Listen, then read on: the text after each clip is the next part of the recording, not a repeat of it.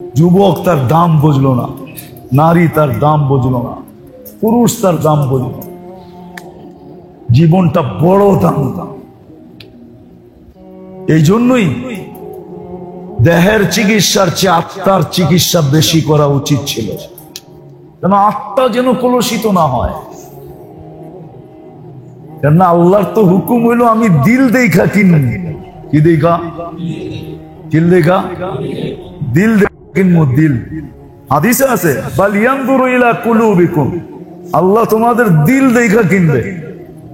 আর হাদিসে এটাও সুস্পষ্ট আছে, সাহাবায়ে কেরামকে নবীদেরকে বাছাই করার পরে সমগ্র মানব জাতির দিল আল্লাহ একটা একটা করে দেখছেন। তারপরে ১৬ লক্ষ সাহাবাক দিল দেখা আল্লাহ নিজের বন্ধুর সোহবতের জন্য নির্বাচিত করছেন। আমরা যে উম্মতে মুহাম্মাদি, আমাদেরকে দিল দেখা নির্বাচিত করছেন। দিল দেখা কোরআন এটাই বলে হুয়া জিতাবাকুম, আল্লাহ দিল দেখা আমাদেরকে উম্মতে মুহাম্মাদি বানাইছে। নাইলে মানুষ কি কম ছিল নাকি? কি যে মানুষের দেহের জন্য রোগের মেইন কেন্দ্র হলো তার পেট, স্টোমাক, ঠিক না? এইখান থেকে শরীরের সমস্ত রোগ ছড়াইতে থাকে। এইখান থেকে সমস্ত রোগ শরীরে ছড়াইতে থাকে। আচ্ছা বলেন, উদাহরণস্বরূপ চর্বি এটা যায় কোথায়? চর্বি যখন মানুষ খায়, ফ্যাট, ঠিক না? এটা যখন মানুষ খায় এটা তো পেটে যায়, ঠিক না? পেট কোথায়, হার্ট কোথায়? অনেক দূরত্ব না? হার্ট তো এইখানে, পেট তো এইখানে, ঠিক না? কি বলেন? পেট তো এরকম খোলা কোনো জিনিস না, এটা তো একটা প্যাকেট করা জিনিস, ঠিক না? স্টোমাক একটা প্যাকেটিং না, একটা প্যাকেট করা জিনিস। তাহলে চর্বি হাড়ে যায় এফেক্ট করে কি করা? কিন্তু করে, এটাই সত্য, ঠিক না? এই জন্যই তো বলে যে চর্বি খায়েন না, আপনার হাড়ের সমস্যা হবে। তো দেহের জন্য যেরকম রোগের গোডাউন হলো পেট, এই জন্যই মনে হয় বলছিলাম গত মাসে আল্লাহর রাসূল সাল্লাল্লাহু আলাইহি ওয়াসাল্লাম খাওয়ার মেনু দিছেন, যে কখন খাবে, কতটুকু খাবে, কোনটার সাথে কোনটা মিলায়া খাবে, কোনটার সাথে কোনটা মিলাবে না, খাইলো কিভাবে খাবে। গত মাসে বলা হয়েছিল আল্লাহর রাসূল দুটা খাওয়ার উসুল দিছেন। লা তাকুল হাত্তা তাজু, ক্ষুধা না লাগলে খায়ও না। চাই খাওয়া যত ভালোই হোক, যত উন্নতই হোক, যত মজারই হোক, যত স্বাদেরই হোক, ক্ষুধা না লাগলে খায়ও না। লা তাকুল হাত্তা তাজু, ক্ষুধা না লাগলে খায়ও না। আবার ক্ষুধাও হালকা ক্ষুধা না, কঠিন ক্ষুধা না লাগলে খায়ও না। তাজু, জু বলা হয় খুব ক্ষুধা লাগা, না লাগলে খায়ও না। আবার বলছেন ইদা আকালতা ফালা তাশবা, আর যখন খাইলা তখন পেট গোড়া খায়ও না। 3 ভাগে ভাগ করতে বলছেন, 1 ভাগ পানি দিয়া, 1 ভাগ খাওয়া দিয়া, 1 ভাগ খালি রাখো। তো ওই যুগের সবচেয়ে বড় হাকিম যে ছিল, সে বলছে মা তারা কালি ফি তিব্বি শাইআ, আমার ডাক্তারি করার লেগা কিছু রাখা যায় না। মা তারা কালি ফি তিব্বি শাইআ, আমার ডাক্তারি করার জন্য কিচ্ছু রেখা যায় না। তো শারীরিক অসুখের রোগ, এটার জন্য যেরকম পেট, এটা হলো স্থল, এটা হলো জায়গা, ঠিক না? স্থান, এইখান থেকে সমস্ত রোগ উৎপত্তি হয়। ঠিক আধ্যাত্মিক রোগের সবচেয়ে বড় স্থান হলো কলব। আধ্যাত্মিক রোগ দিল থেকে উৎপন্ন হয়, শারীরিক রোগ পেটের থেকে উৎপন্ন হয়। ওটার তরতিব শিখাইছেন যে তুমি যদি সুস্থ থাকতে চাও তাহলে তুমি কি করবে। এটা লম্বা, এটা ডাক্তারদের সাবজেক্ট, এটা আমার সাবজেক্ট না। কিন্তু তারপরও আমি যা বলার বলে দিলাম, আল্লাহর রসুল যা বলছে তা বলে দিছি।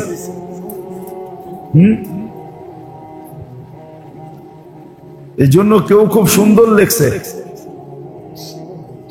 সুস্থতার ব্যাধ যদি তালাশ করতে চাও যে সুস্থতার ব্যাধ কি, কিভাবে সুস্থ থাকা যায়, কিভাবে সুস্থ থাকা যায়, তো এটারে কন্ট্রোল করো। কি স্বাদ কোন জায়গায় লাগে, কোন জায়গায় লাগে, এটারে কন্ট্রোল করো। এটার ভিতরে সুস্থতার রাজ লুকানো আছে। কি কন, এটার ভিতরে লুকানো আছে রাজ, এইখানে লুকানো আছে। এটাকে কন্ট্রোল করতে হবে। স্বাদ যতই লাগুক, মজা যতই লাগুক, তো শরীরের অসুস্থতার কেন্দ্র হলো পেট, আর আধ্যাত্মিক রোগের কেন্দ্র হলো কল্ব। কি কল্বকে, পেটকে বাঁচানোর তরতিব তো সহজ, এটা কোনো কঠিন না। এটা কোনো, আল্লাহ রসুল 3 শব্দে বলে দিয়েছেন, 2 শব্দে বলে দিয়েছেন, কিন্তু এটা একটু কঠিন। দিলের রোগের থেকে বাঁচার জন্য, যে দিল হলো আধ্যাত্মিক রোগের কেন্দ্র। আবারও বলতেছি, শারীরিক রোগ, গত মাসও বলছিলাম, শারীরিক রোগ দ্বারা মানুষ কখনো কখনো অপকারের চেয়ে মুসলমানের উপকারই বেশি হয়। শারীরিক রোগ দ্বারা মুসলমানের অপকারের চেয়ে উপকার বেশি হয়। কেননা যারা শারীরিক রোগে আক্রান্ত, এরা অনেক সওয়াব আমল ছাড়া পাইতে থাকে, অনেক সওয়াব কি আমল ছাড়া পাইতে থাকে, বড় বড় ঘাটতি পাইতে থাকে সওয়াবের। কিন্তু আধ্যাত্মিক রোগ, এখানে লাভের কিচ্ছু নাই, এটা পুরাটাই লস। আধ্যাত্মিক রোগ যার হলো, দিলের ভিতরে যে রোগ হলো, এটার দ্বারা মর্তবা বাড়ে না, কিন্তু শারীরিক রোগ দ্বারা কখনো মর্তবাও বাড়ে, বড় বড় মর্তবা বাড়ে। যেমন একটা দেখাই,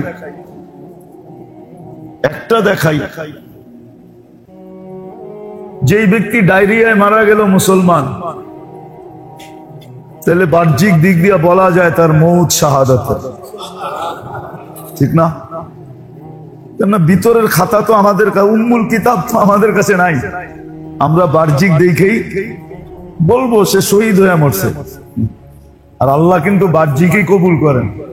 এই জন্য হাদিসে কুদসি আছে, কোন ব্যক্তি যখন মারা যায় আর মানুষ যখন তার সম্বন্ধে ভালো ধারণা রাখে আর ভালো আলোচনা করে, তখন আল্লাহ বলতে থাকে, ইন্নী আলামু বিকুম, ইন্নী আলামু বিহি বিকুম, আমি এই ব্যক্তির ব্যাপারে তোমাদের চেয়ে ভালো জানি, কিন্তু তারাক্তু ইলমি, আমি আমার জানাটা বাদ দিয়া দিলাম। এ যে কয় নম্বর এটা আমি জানি, কিন্তু তোমরা সবাই ভালো বলতেছ, আলোচনা ভালো করতেছ, বিদায় আমার জানা বাদ দিয়া দিলাম। কবিলতু শাহাদাতা আবদি, আমি তোমাদের সাক্ষী গ্রহণ করলাম, আমি ভালো বইলা ভালোর খাতায় লেখা দিলাম।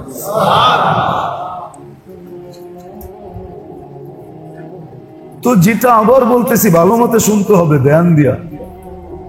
শারীরিক রোগের উৎপত্তি স্থল হইল পেট, আর আধ্যাত্মিক রোগের উৎপত্তি স্থল হইল দিল, কলব, কলব। শারীরিক রোগ থেকে বাঁচার জন্য যেরকম আল্লাহ রসুল সাল্লাল্লাহু আলাইহি ওয়াসাল্লামের পক্ষ থেকে মৌলিক বলে দিয়েছেন, তারপরে ওটার বিশ্লেষণ হয়েছে, ফুকাহারা মুহাদ্দিসিনরা ওটাকে বিশ্লেষণ করতে করতে করতে অনেক দূর পর্যন্ত নিয়ে গেছেন। এরকম আধ্যাত্মিক রোগের থেকে বাঁচার জন্য মৌলিক কিছু জিনিস আছে, গুরুত্বপূর্ণ কিছু জিনিস। এটার থেকে যখন বাঁচবো, এটার থেকে যখন বাঁচবো, বাঁচা যাব, তখন আস্তে আস্তে আস্তে আস্তে আমার ভিতর থেকে আধ্যাত্মিক রোগ শেষ হইতে শুরু করবে। আধ্যাত্মিক রোগ শেষ হয়ে যাবে যদি মৌলিক জিনিসগুলোর থেকে, গুরুত্বপূর্ণ জিনিস থেকে বাঁচতে পারি, যেটাকে বলে সাম্মুল কলব, দিলের জন্য বিষ। দিলের জন্য সিন কিন্তু সানা, দিলের জন্য বিষ। এটার থেকে যদি বাঁচতে পারি মৌলিকভাবে, তাহলে দেখা যাবে দিলের রোগ থেকে আস্তে আস্তে বেঁচে যাব। দিল রোগ মুক্ত হবে। আর দিল যখন রোগ মুক্ত হবে, যেই বয়সেরই হোক, বুড়া হোক, জওয়ান হোক, নারী হোক, পুরুষ হোক, যে দিলের রোগের থেকে মুক্ত, দিলের রোগ থেকে মুক্ত হয়ে গেল, আসলে সেই হলো ফেরেশতা গুণী মানুষ। ফেরেশতা গুণী মানুষকে মানুষ দেখা মাঝে মাঝে বলে না, লোকটা ফেরেশতার মতো, লোকটা, তখনই ফেরেশতা গুণী মানুষ হয়। ফেরেশতাদের মতো গুণী মানুষ তখনই দেখা যায় যে পুত পবিত্র মানুষ হয়। তখনই আসলে ওই মানুষ হয় যে মানুষের প্রশংসা আল্লাহ নিজে করছেন। দুনিয়াতে আছে কিছু লোকের প্রশংসা আল্লাহ নিজে করছেন, কিছু শ্রেণীর মানুষের প্রশংসা আল্লাহ নিজে করছেন। যেমন সাহাবাদের প্রশংসা করছেন আল্লাহ। সাহাবাদের কি করছেন? প্রশংসা করছেন। এক জায়গায় না, দুই জায়গায় না, একাধিক জায়গায় প্রশংসা করছেন। যেটাকে এটাও বলা যায় যে কোরআনে 1500 জায়গায় আল্লাহ সাহাবাদের প্রশংসা করছেন। কত জায়গায়? কোথাও ডাইরেক্ট, কোথাও ইনডাইরেক্ট, কোথাও সরাসরি, কোথাও ইঙ্গিতের মাধ্যমে, এরকম 1500 জায়গায় আল্লাহ সাহাবাদের প্রশংসা করছেন। আল্লাহ মডেল বানাইছেন এদেরকে। শুধু মডেল বানান নাই, দুনিয়াতে এখনো কিছু লোক আছে যাদেরকে দেখলে মানুষ হেদায়েত পায়। এখনো দুনিয়াতে কিছু লোক আছে যাদের কাছে বসলে, যাদের সাথে চললে, যাদের সাথে উঠা বসা করলে, সম্পর্ক জুড়লে মানুষ হেদায়েত পায়, সঠিক রাস্তা পায়। এরকম লোক দুনিয়াতে এখনো আছে, যাদেরকে হেদায়েতের চেরাগ বলে। এরা হেদায়েতের চেরাগ হয়ে যায়। ওই মানুষ বানায় দেয় যখন আত্মার রোগের থেকে কি করে বাঁচা যায়। আর আত্মার মৌলিক রোগ হলো, মৌলিক বিষ হলো 4টা। কয়টা? 4টা মৌলিক বিষ। এই 4টার ভিতরেই বাকিগুলা ঢুকানো। 4টার ভিতরেই, যদিও কিতাবে আছে, যদিও কিতাবে আছে আখলাক, এটা কিন্তু একটা শব্দ। আখলাক, আখলাক কিন্তু একটা শব্দ। আখলাক একটা শব্দ না, ঈমান একটা শব্দ। কিন্তু এটা শাখা প্রশাখা 70-এর অধিক। বিদউ ওয়াসাবউনা শুবা, ঠিক আখলাক একটা শব্দ, কিন্তু এটা শাখা প্রশাখা হলো 360টা। এক শব্দের ভিতরে ঢুকানো আছে কয়টা? 360টা ঢুকানো আছে এক শব্দের ভিতরে, পুরা 360টা এক শব্দের ভিতরে আল্লাহ এক শব্দের ভিতরে ঢুকায়া দিছেন। ঠিক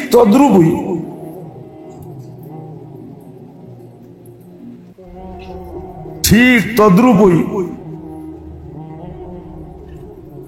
যেটা বুঝাইতে চাইতেছিলাম, ঠিক তদ্রুপই এরকম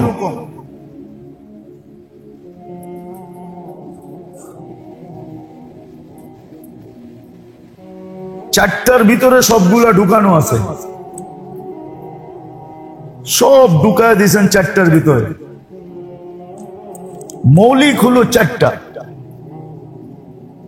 আজকাল আমাদের সমাজে এটাই সবচেয়ে বেশি দেখা যায়। প্রথম নাম্বার হলো ফুজুলুল কালাম, ফুজুলুল অনার্থক কথা বলা। এর জন্য হাদিসে নিষেধ আছে, কুল খায়রান ইল্লা লিয়াসমুত, কুল খায়রান ইল্লা লিয়াসমুত, মশহুর হাদিস, সহিহ হাদিস। ভালো বলতে পারলে বলো, নাইলে চুপ থাকো। আবার বলে দিছেন মান সামাতা নাজা, যে যত চুপ থাকবে তার বাঁচার আশঙ্কা তত বেশি, সে তত বেশি বেঁচে যাবে। তো মৌলিক যেটা আমি বলতেছিলাম, যে কলবের যে মৌলিক রূপ হলো, প্রথম হলো ফুজুলুল কালাম, অনার্থক কথা বলা। আজকে আমাদের সমাজে এটা বাঁচা বড় দুষ্কর, ঠিক না? বাচ্চা কিরকম সহজ? হ্যাঁ, এই জন্য আরেক হাদিসে আছে, কুল্লু কালাম ইবনে আদম আলাইহি লাহু ইল্লা সালাত, প্রত্যেক কথা তোমার বিরুদ্ধে যাবে, শুধু 3 ধরনের কথা তোমার পক্ষে যাবে, আর সব বিরুদ্ধে। যদি আল্লাহ ধরে তাহলে প্রত্যেকটা বিরুদ্ধে চলে যাবে। বড় ধ্যান দিয়া শুনি, কিন্তু জীবনটার মূল্য দিতে তো শিখি নাই, কেননা মূল্য জানিও নাই, দিতে শিখমু করতে গা, রাগ হয় না কেন? আমরা কিন্তু এই জীবনটার মূল্য দিতে শিখি নাই, মূল্য জানি না এই জীবনটার মূল্য কত। এক শব্দে আপনাকে বুঝাইলে বুঝানো যায়, এই জীবনটার বিনিময়ে কিন্তু সারা জীবনের জন্য জান্নাত দিবে, জান্নাত রেডি, জান্নাত দিবে রেডি। শুধু রেডি জান্নাত না, যখন যা চাবে তা পাবে। মা তাস্তাহি,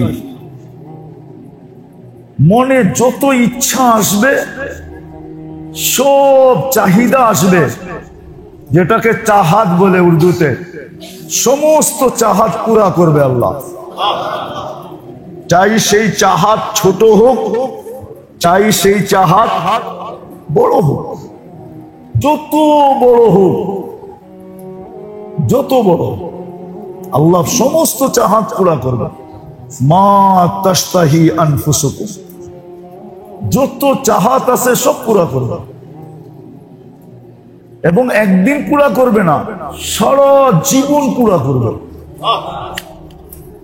সারা জীবন পুরা করবে। যত চাহাত। দ্বিতীয় হলো যত চাওয়া, যা চাবে তা মিলবে। চাহাতও পুরা হবে, আবার চাওয়াও পুরা, চাহিদাও পুরা হবে, আবার চাওয়াও পুরা হবে। ওই জান্নাত কিন্তু এই জীবনটার বিনিময়ে দিবে, এই ছোট একটা জীবনের বিনিময়ে দিবে। 2000-4000 স্কোয়ার ফিটের একটা ফ্ল্যাট না, হ্যাঁ, যে 4000 স্কোয়ার ফিটের ফ্ল্যাট, 20 একর 30 একরের একটা বাড়ি না, এই দুনিয়ার থেকে 10 গুণ বড় বাড়ি। শুধু বাড়ি দিবে না, বাগান বাড়ি দিবে। বাগান বাড়ি বোঝেন? একটা হলো বাড়ি আর একটা হলো কি বাগান। মনে হয় বোঝেন না? বুঝছেন? বাগান বাড়ি বোঝেন? হ্যাঁ, সব সহ দিবে, বাড়িও দিবে, বাগান বাড়িও দিবে। ওটা এই জীবনটার বিনিময়ে দিবে। 60-70 বছর জীবনের বিনিময়। 60-70 বছর কেন, কয়েক মিনিটের জীবনের বিনিময় দিবে। আমি হাদিস থেকে উদাহরণ দিই। যুদ্ধের ময়দানে মুসলমান হয়েছে, তুমুল লড়াই চলতেছে, ওই মুহূর্তে আল্লাহ রসুলের কাছে মুসলমান হয়েছে। কিতাবুল মাগাজিতে আছে, বুখারীতে। মুসলমান ভাইয়া বলছে, আমার কি কাজ? তোমার কি কাজ? জাপায়া পড়া কাজ ছাড়া আর কোনো কাজ এই মুহূর্তে নাই। শত্রুদের উপরে ইসলামের পক্ষে জাপায়া পড়া ছাড়া এই মুহূর্তে কোনো কাজ নাই। বাস লাল পট্টি মাথায় বাঁধছে আর জাপায়া পড়ছে। কাতারের পরে কাতার, সফের পরে সফ, সব ব্যাত করে সামনে যেতেছিল। আর সাহাবা তাক করে দেখতেছিল যে এটাকে, একে তো আমরা চিনি না, একে কতক্ষণ পরে শহীদ হয়ে গেছে। জীবনে এক ওয়াক্ত নামাজ নাই, একটা রোজা নাই, মাত্র ময়দানে মুসলমান হয়েছে কয়েক মিনিট আগে। লাশ যখন আল্লাহ রসুলের সামনে আনছে, আল্লাহ রসুল বলছে ওয়াসালাল জান্নাহ, জান্নাতে পৌঁছে গেছে। কয়েক মিনিটের বিনিময়ে জান্নাত। আজকে তো আমরা আমাদের জিন্দেগির দাম জানি না। দুঃখ তো এখানে। যুবক যৌবনের দাম জানে না, পুরুষ পুরুষত্বের দাম জানে না, নারী নারীত্বের দাম জানে না। কেউ আজকে তার জীবনের দাম জানে না। দাম এতটুকুই নির্ধারণ করছে, কামানা খানা সোনা সুবা পাখানা। কামানা খানা সোনা সুবা পাখানা। সারাদিন খাওয়ার জন্য খাটতে থাকে, আর খাওয়ার পরে বাহির করার জন্য আবার অস্থির হইতে থাকে। জিজ্ঞাসা করলে এত খাটো কেন? তাই খাওয়ার লেগা। কি এটার লিখিত এত খাটে, ঠিক না? কি এটাই তো জবাব দিবেন। এত হাড়ভাঙ্গা পরিশ্রম করো কেন? কি খাওয়ার জন্য। আবার যদি জিগা এত খাও কেন? কামানের জন্য। খায় কামানের জন্য আর খাটে খাওয়ার জন্য। এটুকুই কি জিন্দেগির দাম? রাগ হয় না কিন্তু। একটু নিজেকে প্রশ্ন করেন না যে আমার জীবনটার দাম কি এটাই? যুবকের যৌবনের দাম এটাই? নারীর নারীত্বের দাম এটাই? যে পাকানা সাজনা সাজানা, মনে হয় বোঝেন না, উর্দু বোঝেন? পাকানা সাজনা সাজানা, নিজে সাজবো আর ঘরের সাজাইবো, পাকাইবো। খানা সোনা সুবা পাখানা, এটাই কি জীবন? জীবনের দাম আছে মেরে দোস্ত। আল্লাহ রসুল এসে আমাদের জিন্দগির দাম বুঝাইছে। জিন্দগির দাম কত, তোমার বিনিময়ে তোমার মিলবে কি? কোরআন বুঝাইছে চিৎকার দিয়া, ইন্নাল্লাহ আশতারা মিনাল মুমিনিনা আনফুসাহুম ওয়া আমওয়ালাহুম বিআন্না লাহুমুল জান্নাহ। জান্নাতের বিনিময় কিনতে চাইতেছে। দুনিয়া আল্লাহ তো কাগজ দিয়ে কিনে, আল্লাহ তো জান্নাত দিয়ে কিনবে। ক্রেতার কারণে জিনিসের দাম বাড়ে, ঠিক না? কি সুপার মার্কেট আছে যাত্রাবাড়ি দুই একটা? আছে মনে হয় নাই? আরং আছে, স্বপ্ন আছে, বিগ বাজার আছে নাই? স্বপ্ন আছে, আরং নাই। আরো যত বড় বড় সুপার মার্কেট আছে, দুই একটা নাই, মনে হয় স্বপ্নই আছে, ঠিক না? হ্যাঁ, কি বলেন? স্বপ্নের জিনিসের দাম ভিন্ন কেন? কেন ওইখানে সবাই ঢোকে না, সবাই ওইখানে জিনিসের দাম ক্রেতা হিসাবে, কি ক্রেতা হিসাবে জিনিসের দাম নির্ধারিত করা আছে, ঠিক না? আল্লাহ কিনতে চাইতেছেন, ক্রেতা আল্লাহ। কে? আল্লাহর মতো সত্তা কিনতে চাইতেছেন। আমি কাহিনীতে বিশ্বাস তো না, কিন্তু এক কাহিনী মনে উঠলো, এই জন্য বলতেছি। বর্তমানে যে ইরানের খমিনির আগে ইরানের রাজা ছিল শাহ। ইরানের রাজা ছিল শাহ, ছিল ইরানের রাজা। শাহর একটা লম্বা জামানা ছিল, একে বিতাড়িত করেই বর্তমান প্রথম খমিনি আসছে, তারপরে আরো কয়েকজন গেছে, এখন পর্যন্ত চলতেছে। তো শাহর একাধিক স্ত্রী ছিল। একদিন শাহর স্ত্রী মার্কেটিং করতে যাবে, তো শাহ মার্কেটে ঘোষণা দিছে যে অমুক দিন আমার স্ত্রী মার্কেটিং করবে, কিন্তু শর্ত হলো মার্কেটে দোকান মালিক আর সেলসম্যান ছাড়া কেউ থাকতে পারবে না। না, আমার ওয়াইফ। ইরানের রাজা, মালিকাতু ইরান, ইরানের রাজার স্ত্রী, বাবুই তো ভিন্ন, ঠিক না? কি বলেন?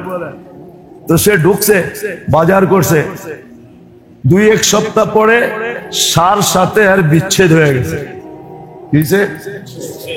ডিভোর্স হয়ে গেছে ওই মহিলারই। তো আবার মাসখানিক পরে ওই মহিলা ওই মার্কেটেই ঢুকছে। এখন কি রানী হিসাবে ঢুকছে না পাবলিক হিসাবে ঢুকছে? যখন পাবলিক হিসাবে ঢুকছে, তো এখানে এক কবি ছিল, তো সে দেখা ওই সময় কলম হাতে নিয়ে লিখতেছে, মালিকাতু ইরান দুফিনাত ফি তুরাবিন নিসিয়ান। ইরানের রানী বুলের মাটিতে দাফন হয়ে গেছে। 1 সপ্তাহ আগেই তো রানী হিসাবে আসছে, পুরা মার্কেট খালি ছিল, উনি একা মার্কেটিং করছে রানী হিসাবে। ডিভোর্স হইতে দেরি, ভ্যালু কমতে দেরি হয় না। আল্লাহ আমাদেরকে কিনতে চাইতেছেন, আমাদের ভ্যালু কতটুকু পাবে আল্লাহ কিন্তু কিনতে চাইতেছেন। আফসোস তো এইখানে যে মুসলমান নিজের দাম বুঝলো না, যুবক তার দাম বুঝলো না, নারী তার দাম বুঝলো না, পুরুষ তার দাম বুঝলো না। জীবনটা বড় দাম। এই জন্যই দেহের চিকিৎসার চেয়ে আত্মার চিকিৎসা বেশি করা উচিত ছিল, যেন আত্মা যেন কলুষিত না হয়।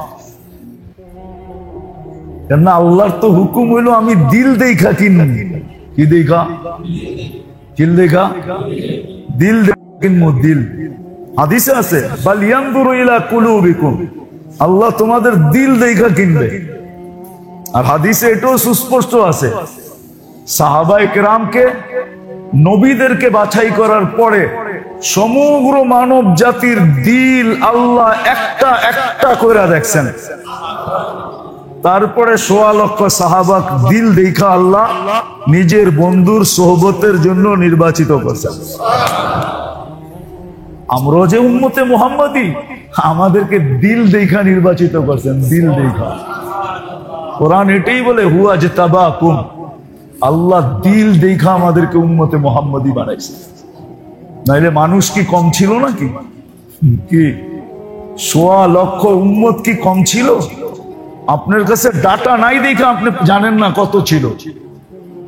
আজকে আপনি ডাটা আছে বিদায় আপনি বলেন দুনিয়া 800 কোটি মানুষ।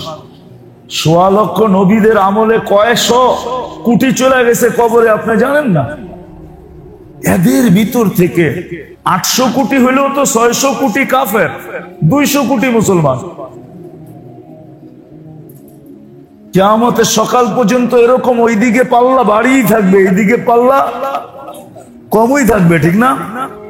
হ্যাঁ, আল্লাহ আপনাকে আমাকে দিল দেখা নির্বাচিত করছেন, কিন্তু আজকে উম্মতকে দিলের রোগ বুঝানো যায় না।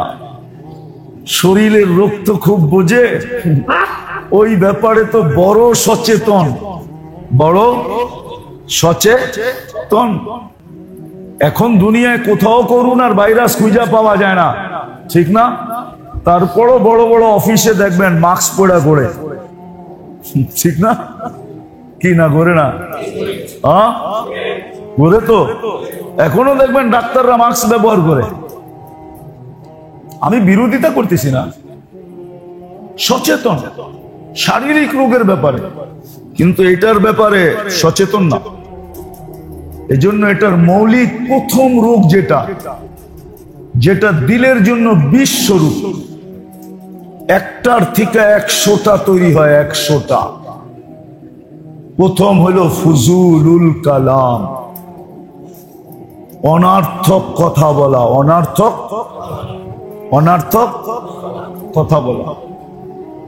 অনার্থক কথার থেকে হাজারো জিনিস তৈরি হয়, সত্য জিনিস তৈরি হয়। ধারাবাহিকভাবে যখন চলতেছে, একটা একটা করে আপনাদেরকে দেখাবো যদি মুখস্থ রাখতে পারেন।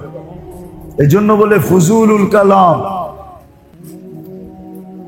এটার থেকে বাঁচার সর্বপ্রথম রাস্তা হলো যত বেশি চুপ থাকতে পারো। কিতাবে পাওয়া যায়, এক মহিলা এক যুগে ছিল, ওনাকে কোনো কথা জিজ্ঞাসা করলে কোরআন দিয়া জবাব দিতেন। কি দিয়া? কোরআন দিয়া যদি জবাব না পাইতেন তাহলে উনি চুপ থাকতেন, কোনো জবাব দিতেন না, বিলকুল চুপ থাকতেন। আছে, কিতাবে আছে, লম্বা কাহিনী আছে। আব্দুল্লাহ ইবনে মুবারক রহমতুল্লাহ আলাইহির সাথে লম্বা কাহিনী আছে ওই মহিলার। হজের সফরে দেখা হয়েছে, পুরো সফর যা জিজ্ঞাসা তাই কোরআন দিয়া। মহিলা হারায় গেছিল, তাবুতে পৌঁছায় দেওয়ার পরে ছেলেদেরকে জিজ্ঞাসা করছে, তোমার মায়েরে যা জিজ্ঞাইলাম সব কোরআন দিয়া?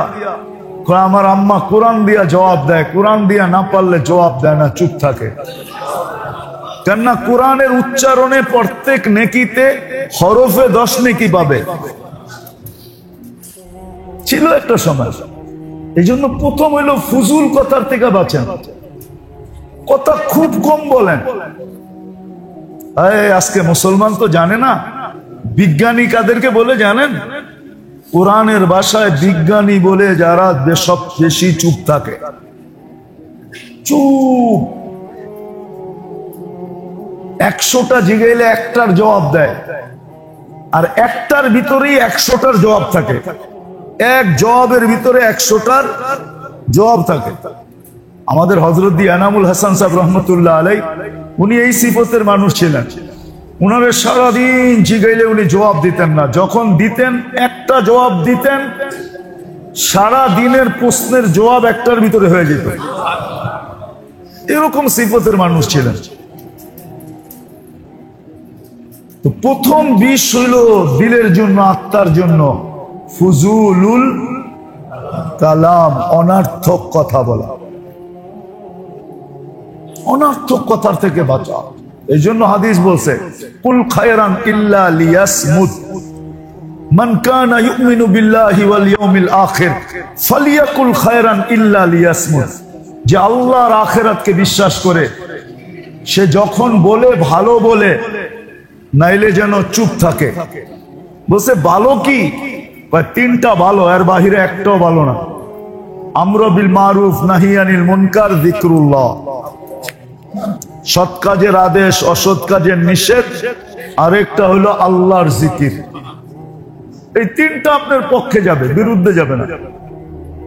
বাকি সব বিরুদ্ধে যাবে। এই জন্য মেরে দোস্ত, আবার 1 মাস পরে আপনাদের সাথে দেখা হবে। জানি না ওটা কয় তারিখে পড়বে, কেন আমি 4 তারিখে হজে চলে যাব। জানি না ওইটা কয় তারিখে পড়ে। দেখি আগামী মাসে শেষ রবিবার কবে হয়। ওটা 30 তারিখ ইনশাআল্লাহ, যদি দেশে থাকি। 26 তারিখে চলে আসবো ইনশাআল্লাহ, যদি আল্লাহ সুস্থ রাখে বা হায়াত রাখে। দোয়াও চাইতেছি, আমিও আপনাদের জন্য দোয়া করব, আপনারাও আমার জন্য দোয়া করেন। আয়সা আবার একটু বাহিরের সফর যদি না হয়, তাহলে আগামী মাসে 30 তারিখে, জুনের 30 তারিখে হলো শেষ রবিবার। 5টা রবিবার হবে তো আগামী মাসে, 4টা না 5টা রবিবার। 2 তারিখ, 9 তারিখ, 16 তারিখ, 23 তারিখ, 30 তারিখ। তো 30 তারিখে আবার ইসলাহি প্রোগ্রাম হবে, যদি আল্লাহ বাঁচায় রাখে। তো আজকে যেটা বলতেছিলাম, যদি আলী রাদিয়াল্লাহু তাআলা আনহুর কওল হলো, যেই ব্যক্তি দিলের দাম জানে না ওর কাছে ওর জিন্দেগির কোনো দাম নাই। দিলের দাম যার কাছে নাই, আত্মার দাম যার কাছে নাই, ওর জিন্দেগির দাম ওর কাছে। এটা আলী রাদিয়াল্লাহু তাআলা আনহুর ফতোয়া, আমার না। এজন্য মেরে দোস্ত, আমাদের জিন্দেগির বড় দাম, আত্মার বড় দাম। যদি কেউ ভাবেন যে জীবন তো শেষ সীমানায় চলে আসছি, বয়স হয়ে গেছে, সবই তো উল্টা কাটায়া দিছি, না, এই উম্মতকে আল্লাহ পাক, এই উম্মতকে আল্লাহ বড় সুযোগ দিছেন, বড় সুযোগ দিছেন। এই উম্মত আল্লাহর বড় লাডলা উম্মত। লাডলা, লাডলা বোঝেন? লাড বোঝেন না কি? বড় মোহব্বতের উম্মত। মোহব্বতের উপর হলো লাড। লাড, লাড বোঝেন? আমার তো আছেই একটা, আমার তো, কারো যদি সন্তান একটাই থাকে তো ওটা কি হয়? মোহব্বতের হয় না কি হয়? আরে না মিয়া, মোহব্বতের ঊর্ধ্বে হয়। কেন? আছেই তো একটা, আছেই তো, এটা মোহব্বতের ঊর্ধ্বে। এটারে বলে লাডলা, এটারে কয় লাড। কি শুধু মোহব্বত না, এটা তো একটাই। কয়টা? কি বাংলা একটা প্রবাদ বাক্য আছে, ময়রা বাইচা যেটা থাকে ওইটা হইলো জন, আর খায়া লইয়া যেটা থাকে ওইটা হইলো ধন। ঠিক না? তা এখন একজনের আছে সন্তান কয়টা? হ্যাঁ, তাইলে 10টা থাকলে যেই ভালোবাসা 10 জনের জন্য হইতো, এখন পুরাটা কয়জনের জন্য? আপনি এটারে ভালোবাসা কোন কি কইরা বলেন? আমারে গ্রামার দিয়া বুঝান তো। উর্দুতে বলছে এটাকে লাডলা। সব ভালোবাসা যেখানে আইসা কিছে জমা হইছে, এটা হলো লাডওয়ালা। তো বাপেও কয়, মায়েও কয়, আমার তো একটাই, আমার তো সবই তো ওর, সবই তো। আল্লাহ যেন কয়, আমার তো উম্মত একটাই, উম্মতে মুহাম্মাদি। উম্মতে মানে আমি বুঝাইতে পারি না আপনাদের, এই জন্য এটা লাডলা উম্মত। এই জন্যই তো আল্লাহ বলে এটা খায়রে উম্মত। কি খায়ের উম্মত? সব খায়ের আয়া এখানে জমা হয়েছে, এখানে তো একটাই। কয়টা? কয়টা? এরপরে আর কেউ নাই। সমস্ত খায়ের এইখানে জমা হয়েছে, আবার সমস্ত কিছু এইখানেই ডালা হয়েছে। এখানে একটাই তো। কি সবকিছু এইখানেই ডালা হয়েছে একটা। আমরা কিন্তু খায়রে উম্মত। এই জন্য ভালো মতে মনে রাখেন, প্রথম বিষ আত্মার জন্য, যেখান থেকে রোগ উৎপত্তি হয়, আধ্যাত্মিক রোগ যেখান থেকে ছড়ায়, আধ্যাত্মিক রোগের ক্ষেত্র এটা হলো কল্প। আর এটার প্রথমটা হলো ফুজুলুল কালাম। কথা যত কম বলবে, ফালতু কথা যত কম বলবে, আসলে তো মেরে দোস্ত খোদার কসম,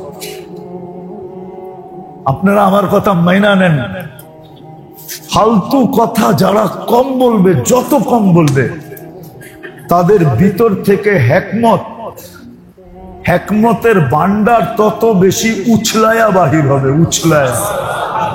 আপনার এখানে কিন্তু খনি লুকানো আছে, আপনি বাড়ি করতে পারতেছেন না। হেকমতের কথা তখন উছলায়া বাহির হবে।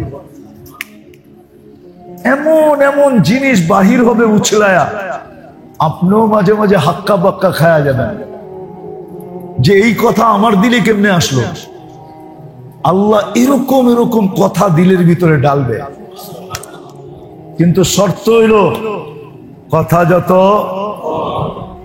যত প্রয়োজন ছাড়া কোনো কথা না বলা। একান্ত প্রয়োজন না হইলে না বলা, একান্ত প্রয়োজন হইলে এতটুক বলা, যতটুক না বললে নয়। যতটুক না বললে নয়, অতটুক বলবো, অতটুক বলবো, এর বেশি না। ফুজুলুল কালাম, এটার থেকে বেঁচে থাকা, যে ফুজুলুল কালাম থেকে বেঁচে থাকো। যত কথা কম তত বেশি হিকমতওয়ালা হবে, তত বেশি আল্লাহ তার ভিতরে হিকমত ডালবে। এটাই আল্লাহর ওয়াদা। যত বেশি কথা কম বলবে। এক নম্বর হলো ফুজুলুল কালাম। কি পারবেন এটা করতে? হ্যাঁ, তিন কথা খুব বেশি বলেন, যত বলতে পারেন যত। আমরু বিল মারুফ, সৎ কাজের আদেশ, অসৎ কাজের নিষেধ। জিকির যত করতে পারেন করেন। আর এই মাসটা কিন্তু ওই মাসেই, এই মাসটা তিনটা মাস একাধারে, জিকাদা, জিলহজ্জা, মুহররম। এই তিনটা মাস কিন্তু একাধারে, তিনটা মাস আশুরুল হুরুমের ভিতরে এই তিন মাস একাধারে, জিকাদা, জিলহজ্জা, মুহররম। আল্লাহ হুকুম করছেন এই তিন মাসে তোমরা গুনাহ করো না। ফালা তুযালিমু ফিহিন্না আনফুসাকুম। এই তিন মাসে তোমরা তোমাদের উপরে জুলুম করো না, গুনার কাছে যেও না। এই তিন মাস বড় জিকিরের মাস, যত বেশি জিকির করা যায়। এই তিন মাসের ভিতরে এরকম এরকম জিনিস ঘটছে, তিন মাসের ভিতরে এরকম এরকম জিনিস ঘটছে যেটা খুলতে গেলে অনেক লম্বা সময় চলে যাবে। আমি খালি তিনটা দেখাবো আপনাদেরকে। এই মাসের ভিতরে ইসমাইল আলাইহিস সালাম এতাআত ঘটছে। জগতের ভিতরে, এই দুনিয়ার ভিতরে এতাআত, আল্লাহকে মানার যে একটা দৃষ্টান্ত, এই দৃষ্টান্তটা এই মাসে ঘটছে। সেটা ইসমাইল আলাইহিস সালামের মাধ্যমে ঘটছে। ইসমাইল আলাইহিস সালাম আল্লাহকে কিভাবে মানতে হয় এটা দেখায় দিয়েছেন, মানা দেখাইছেন দুনিয়াকে, এতাআত দেখাইছেন। 6 বছর ছেলে কামাল করে দিছে, মাত্র 6-7 বছরের। বাপেরে বলতেছে, ইয়া আবাতি ফাল মা তুমার সাতাজিদুনি ইনশাআল্লাহু সাবিরিন। আমি দুনিয়াকে মাইনা দেখায় দিই, যা হুকুম তা পুরা করেন। বাপ কাঁপতেছে, কেমনে কলিজার টুকরার উপরে ছুরি চালামু, কিন্তু যার উপরে ছুরি চলবে তার দিল কাঁপতেছে না, সে তো খুশিতে নাচতেছে। ইসমাইল আলাইহিস সালাম, ইব্রাহিম আলাইহিস সালাম বলতেছে, এত খুশি কেন? একটু পরে দুনিয়ার থেকে বিচ্ছেদ ঘটবে, জান্নাত মিলবে, দুনিয়ার চেয়ে জান্নাত উত্তম। একটু পরে তোমার আর আম্মার থেকে বিচ্ছেদ ঘটবে, আল্লাহ মিলবে, তোমাদের দুইজনের থেকে আল্লাহ উত্তম। বাপ কাঁপতেছে কিন্তু বাচ্চা কাঁপতেছে না, মানা দেখায় দিছে। যে কথা হইল এই মাস, এটা হজের মাস, এটা হলো এই মাস। আর আদম আলাইহিস সালাম দেখায় দিছে এনাবাত, আল্লাহর দিকে ফিরতে হয়। কিভাবে আল্লাহর দিকে ফিরতে হয়? ফাফিরু ইলাল্লাহ বলে না, আল্লাহর দিকে ফিরো। কিভাবে ফিরতে হয় এটা আদম আলাইহিস সালাম দেখায় দিছে আরাফার ময়দানে, যে আল্লাহ ওনার তওবাকে কবুল করছেন, দুইজনকে মিলায়া দিছেন, এটা দেখায় দিছেন। আর মুজদালিফায় আমাদের নবীজি সবচেয়ে বড়টা দেখায় দিছেন, যে আল্লাহরে কেমনে মানাইতে হয়। তো মুজদালিফায় এসে সব দোয়া কবুল হয়েছে। আল্লাহ রাসূল খুশিতে কান্নার ভিতরে হাসা উঠছেন। সাহাবা জিজ্ঞাসা করছেন, হাসেন কেন? বলছে, আমার সব দোয়া কবুল হয়েছে, আল্লাহকে মানায় ফেলছি। উম্মতের জালেমরও মাফ করে দিছে, মজলুমরও মাফ করে দিছে। এই কথা শয়তান যাই না মাটি দিয়ে মারতেছে, আমি দেখতেছি মাথায় মাটি মারতেছে, ওর কান্না আর বিলাপ আর ওর দুরবস্থা দেখে আমি হাসি ধরে রাখতে পারতেছি না, এই জন্য আমি হাসতেছি। যে শয়তান তো আসলেই শয়তান হয়, করে কি? আল্লাহকে কেমনে মানাইতে হয় এটা মুজদালিফায় আল্লাহর রাসূল দেখায় দিছে, আল্লাহকে কেমনে মানায় নিতে হয়। কেমনে আল্লাহকে মানানো বোঝেন তো? আল্লাহকে কেমনে রাজি করতে হয়। আরেকটা শব্দ ওলামা আছে, নাইলে বলে দিতাম। এটা বললে খুব তাড়াতাড়ি বুঝতেন। হ্যাঁ, আছে না সন্তান, অনেক সন্তান আছে চালাক খুব, ঠিক না? কেমনে কেমনে জানি বাপের পটায় হালায়, সব লয়ে লয়, ঠিক না? বাকি ভাই বোন কেউ পারে না, ও জানি কেমনে কেমনে পটায়া সব লয়ে লয়, ঠিক না?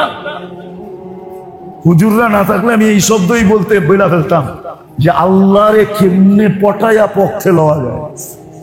আমাদের নবীজি এটা শিখাইছেন মুজদালেফায়, যে কেমনে আল্লাহরে পক্ষে নেওয়া যায়, আল্লাহরে কেমনে মানায় ফেলানো যায়, দোয়া কেমনে কবুল করানো যায়। বলবেন আমরা তো এখানে থাকবো না, আপনি এইখানে থেকেও পারবেন, এখানে থেকেও পারবেন যদি আজকের থেকে নিয়ত করেন যে এই 3 মাস আমি গুনার কাছেও যাব না। 3 মাস নিয়ত করেন ঘরের টেলিভিশন বন্ধ রাখবো, ডিশের লাইন কেটে দিব, খোলা রাখবো। 3 মাস পরে বৈধ অবৈধ আমি বলতেছি না, 3 মাস পরে দেখেন কিন্তু এই 3 মাস দেখেন না। এখন জিকাদা চলতেছে, জিলহজ্জা আর মুহররম। যুবকদেরকে বলতেছি গুনার থেকে বাঁচো, গুনার থেকে বাঁচলেই একটা কথা বলে উঠলো, বুঝবেন কি বুঝবেন না জানি না, ডাকায়া তো আপনারা, কেন ডাকার তো এখন আর ঐতিহ্য নাই, আছে নাকি? কি আছে? আগে তো পুরান ঢাকার সব জায়গায় ঘরেও কমসে কম কিছু ডাকায়া কথা কইতো, ঠিক না? এখন তো এরাও ডাকায়া কথা বলে না। আবার ডাকায়া কথার সাথে সাথে কিছু ছিল, হাম লোগোं का बारी में मियां तुम लोगों का दावत है, এখন তো এটাও বলে না, ঠিক না? কি বলেন নাকি? ওই যে বই রয়েছে 2-1 বলে हम लोगों का बारी में मियां तुम लोगों का दावत है। উর্দু তো বুঝেন না আপনারা। এখন উর্দুতে একটা প্রবাদ বাক্য আছে, পানি में रहकर सदब पानी का मोहताज, पानी में रहकर सदब पानी का सदब। চিনেন? ঝিনুক রে বলে, ঝিনুক। মুক্তা কোথায় হয়? কোথায়? ঝিনুকের ভিতরে হয় না? হ্যাঁ, আগে আমাদের এই অঞ্চলে যত ঝিল ছিল সবগুলোর ভিতরে মুক্তা পাওয়া যেত। মতিঝিলের নাম মতিঝিল কেন? মতি ঝিল, মতিঝিলের ঝিলের ভিতরে মুক্তা পাওয়া যেত। বাংলাদেশের ন্যাচারাল মুক্তা ওয়ার্ল্ড ফেমাস, ওয়ার্ল্ডের ভিতরে এত সুন্দর কালার আর এত ভালো মুক্তা দুনিয়ার কোথাও পাওয়া যায় না। আমি তাঁতিবাজার থাকি তো আমি এটা সম্বন্ধে আমার নলেজ আছে। ওয়ার্ল্ড ফেমাস মুক্তা হলো, কিন্তু এখন আর ওই দিকে কেউ যায় না, এই জন্য এই জিনিসই বিলুপ্ত হয়ে গেছে। তো পানি মে রহকর সদব পানি কা মোহতাজ, ঝিলের ভিতরে থাকলে কি ঝিলের পানি দিয়া মুক্তা হয় না, ঝিলের পানি দিয়া ও একটা ফোঁটার মোহতাজে সারা বছর হাকুরা থাকে। বৃষ্টি যখন বর্ষিত হইতে থাকে তো উপরে উঠা আসে, ও চিনে কোন ফোঁটাটা ভিতরে নিলে মুক্তা তৈরি হবে, ওই ফোঁটাটা ভিতরে নিয়ে তারপরে নিচে চলে যায়, ওর পেটের ভিতরে আস্তে আস্তে মুক্তা তৈরি হইতে থাকে। ঠিক এই মাস 3টা এরকম, এটার ভিতরে যদি আপনি কিছু নিতে পারেন তাহলে আপনিও এরকম মুক্তার মতো ফেমাস হয়ে যাবে। এই 3টা মাস কিন্তু এরকম, এই জন্য বলতেছি গুনার থেকে বাঁচেন। 3 মাস এইখানে বৈশা ওই 3টা অর্জন করেন। আজকের থেকে যত কথা কম বলতে পারেন। আর সামনে আসতেছে 10 রাত্র 10 দিন, জিলহজের 10 রাত্র 10 দিন, 10 রাত্র 10 লাইলাতুল কদরের সমান। 10 দিন এক বৎসরের ইবাদতের সমান। জিলহজের 1 তারিখ থেকে নিয়ে 10 তারিখ পর্যন্ত। ওয়ালায়ালিন আশ ওয়াল ফজরি ওয়ালায়ালিন আশ, আল্লাহ কসম খাইছেন, 10 রাত্রের কসম আল্লাহ খাইছেন। ওই 10 রাত্র কাজে লাগান, নিজে লাগান, গরালাদেরকে লাগান, গরালাদেরকে বলেন যে 10 রাত্র কাজে লাগাও। তেলাওয়াত করেন, ইস্তেগফার করেন, দুরূদ পড়েন, দোয়া করেন, আল্লাহর কাছে চাইতে থাকেন। আপনারা এখানে বসে চাইবেন, হাজিরা ওইখানে বসে চাবে। এই জন্য 10 রাত্রকে কাজে লাগানো চাই, 10 দিনকে কাজে লাগানো চাই। আর এই 3 মাস গুনার থেকে বাঁচা চাই। আপনি গুনার থেকে বাঁচবেন, আপনার ভিতরে এক শক্তি তৈরি হবে ইনশাআল্লাহ, এক জিনিস তৈরি হবে যেটার দ্বারা আমরা প্রত্যেকে দামি হব। যতটুক বললাম, জানি না বুঝাইতে পারলাম কি পারলাম না। আল্লাহ আমাদের সবাইকে আমল করার তৌফিক দান করেন। আমার জন্য দোয়া করেন যেন আল্লাহ কবুল হজের বরকত নিয়ে যেন দেশে ফিরতে পারি। আমিও আপনাদের জন্য দোয়া করব ইনশাআল্লাহ। আপনারাও দোয়া করেন সুস্থ যাতে থাকতে পারি। আল্লাহুম্মা সাল্লি ওয়া সাল্লিম ওয়া বারিক আলা হাবিবিকা মুহাম্মদ। আল্লাহুম্মা লাকাল হামদু কামা ইয়ানবাগি লিজালালি ওয়াজহিক ওয়া আযীমি সুবহানাক ইয়া আউওয়ালাল আউওয়ালিন ইয়া আখিরাল আখিরিন ইয়া যাল কুওয়াতিল মাতিন ইয়া রাহিমাল মাসাকিন ইয়া হান্নান ইয়া মান্নান ইয়া জাওয়াদ ইয়া কারীম ইয়া দায়ান ইয়া আল্লাহ ইয়া আল্লাহ ইয়া আল্লাহ ইয়া আল্লাহ ইয়া আল্লাহ ইয়া আল্লাহ। বেশি কিছু চাবো না, মানে এই আয়োজনটাকে কবুল করেন, আমাদের এই আয়োজনটাকে কবুল করেন, এখানে যারা আসে তাদেরকে কবুল করেন। আল্লাহ এটা যে মকবুল, ওই নিদর্শন আমাদেরকে দেখায় দেন, যেটা মকবুল, এটা কবুল আল্লাহ এটা আমাদেরকে দেখায়। আমাদের প্রত্যেকটা ইসলাহি মজলিসকে আপনি কবুল করেন, এইখানে হোক আর যেইখানে হোক, প্রত্যেকটা ইসলাহি মজলিসকে কবুল করেন।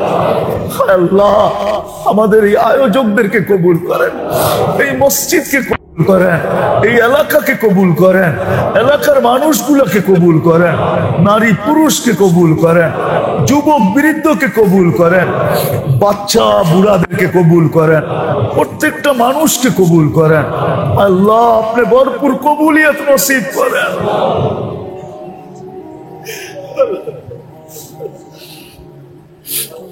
এই মজলিসকে রুহের খোরাক হিসাবে কবুল করেন, এই মজলিসকে রুহের খোরাক হিসাবে কবুল করেন, জিন্দগির কালার হিসাবে কবুল করেন, জিন্দগির পরিবর্তন হিসাবে কবুল করেন।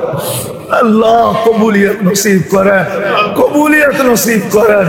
আজকে আমাদেরকে খালি ফেরত দিয়েন না, আজকে কমসে কম খালি ফেরত দিয়েন না, আজকে কমসে কম খালি ফেরত দিয়েন না, আজকে কমসে কম খালি ফেরত দিয়েন না। এতগুলা মানুষকে খালি ফেরত দিয়ে দিবেন। আরো আপনার ঘরে বসে হাত তুলছে, সাদা দাড়িও তো আছে, কালা দাড়িও তো আছে, যুবকও তো আছে, বৃদ্ধও তো আছে, তোলাবাও তো আছে, ওলামাও তো আছে। জানি না বাহিরে আওয়াজ যায় কিনা, মা বোনরা ঘরের ভিতরে হাত উঠায় বসা আছে কিনা জানি না। আয় আল্লাহ এরাও তো আছে। আজকে আমাদেরকে কবুলিয়ত ছাড়া ফিরত দিয়েন না। দুনিয়ার কেউ নিজের ঘরের থেকে খালি মুখ ফিরত দেয় না। হায় আল্লাহ আপনি তো সবচেয়ে বড় গায়্যুর, আপনি তো সবচেয়ে বড় গায়রতওয়ালা, আপনার চেয়ে বড় গায়্যুর তো কেউ নাই, আপনার চেয়ে বড় মর্যাদাশীল তো কেউ নাই। আপনি আমাদেরকে খালি হাতে ফিরত দিবেন কি করে? আমাদেরকে কবুলিয়ত নসিব করেন। যার যে পেরেশানি আছে দূর করে দেন, প্রয়োজন আছে মিটায়া দেন, অসুস্থ আছে শেফায়ে কামেলা আজেলা দায়েমা মুস্তামিররা নসিব করেন। জটিল রোগে যারা আক্রান্ত, আল্লাহ ব্যয়বহুল রোগে যারা আক্রান্ত, অপরিচিত রোগে যারা আক্রান্ত, আয় আল্লাহ আমাদের অনেক ভাই দরখাস্ত করছে। আয় আল্লাহ, আয় আল্লাহ, আয় আল্লাহ, আয় আল্লাহ, আয় আল্লাহ আমাদের এক ভাই সন্তান এখনো কথা বলে না। আল্লাহ তার মুখে কথা ফুটায় দেন, আল্লাহ কথাকে ফুটায় দেন। আজকে আমাদের দোয়া কবুল করেন, আজকে আমাদের দোয়া কবুল করেন, আজকে আমাদের দোয়া কবুল করেন, আজকে আমাদের দোয়া কবুল করেন। আল্লাহ এই মহল্লা না, এই মজলিসে যারা আছে এদের সাথে এদের আত্মীয় স্বজন যে যেখানে ঘুমায়া আছে, মাটির নিচে যেখানে শুয়ে আছে, পুরো উম্মতে মুহাম্মদী যেখানে ঘুমায়া আছে, ইনসান হোক আর জিন্নাত হোক, আল্লাহ সবাইকে মাফ করে দেন, আল্লাহ সবাইকে মাফ করে দেন, আমাদের মা বাবাকে মাফ করে দেন, আমাদের মা বাবাকে মাফ করে দেন, ভাই ব্রাদারকে মাফ করে দেন, আপনজন যারা কবরে চলে গেছে মাফ করে দেন, আল্লাহ ফিলিস্তিনকে জয় যুক্ত করে দেন। একটা ঈদ গুলিয়া লাশের ভিতরে চলে গেছে, আরেকটা ঈদ সামনে আসতেছে, জানি না কি ঘটে কপালে, কিন্তু মালিক বলবো ওই ঈদটা যেন আর গুলিয়া লাশের ভিতরে না কাটে। আপনার হুকুম হইতে দেরি, আল্লাহ বাস্তবায়ন হইতে দেরি হবে না। আপনি তো আমরুকা বাইনাল কাফি ওয়ান নুন ইদা আরাদতা শাইআন আন ইয়াকুলা লাহু কুন ফায়াকুন। আল্লাহ আপনি ফয়সালা করে দেন, আমরা যেন কালকে সকালে শুনতে পারি ফয়সালা হয়ে গেছে, ফিলিস্তিন জিতা গেছে, দুশ্মনের মুখ কালা হয়ে গেছে। আল্লাহ একটু দেখান না, আল্লাহ আমাদের কারণে হয়তো করবেন না, কেন আমরা তো আপনার ইজ্জত রাখি নাই, আপনার হাবিবের ইজ্জত রাখি নাই, কিন্তু শাহরে হারামের উসিলায় করে দেন, শাহরে হারামের উসিলায় আপনি করে দেন। জি কাদা চলতেছে, 2 দিন পরে জিল হজ্জা আসবে, আল্লাহ জিল হজের উসিলায় আপনি করে দেন, আল্লাহ জয় যুক্ত করে দেন। আয় আল্লাহ, আয় আল্লাহ যে তুফানের কথা আমরা আমাদের দেশে শুনতেছি, আয় আল্লাহ আয় আল্লাহ আমরা আপনার শুকরিয়া আদায় করি।